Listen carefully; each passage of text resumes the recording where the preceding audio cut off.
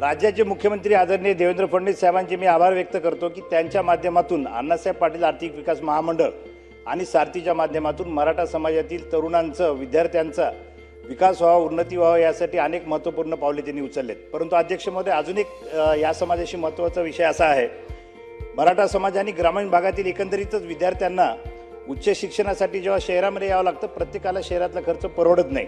आपल्याकडे जे हॉस्टेलची प्रतिपूर्ती द्यावी लागते त्यामध्ये अनेक अजून त्रुटी आहेत, त्यामुळे सगळ्यांना त्याचा लाभ मिळत नाही।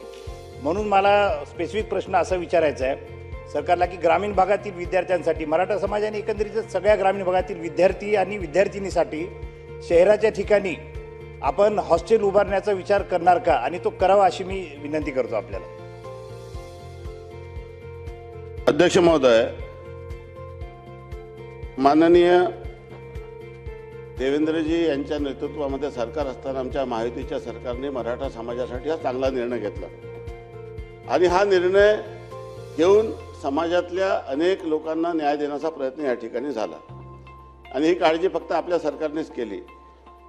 जे सन्मान्य सदस्यांनी जो नवीन मुद्दा या ठिकाणी उपस्थित केला आहे त्या संदर्भामध्ये तो आपल्या प्रश्नाच्या स्कोपचा बाहेरचा प्रश्न आहे, परंतु त्या संदर्भामध्ये शासन निश्चितपणे सकारात्मक विचार करेल। ज्या पद्धतीने ओबीसीच्या संदर्भामध्ये शासनाने निर्णय केला त्यानुसार या बाबतीचा देखील सकारात्मक विचार भविष्यात करण्यात येईल।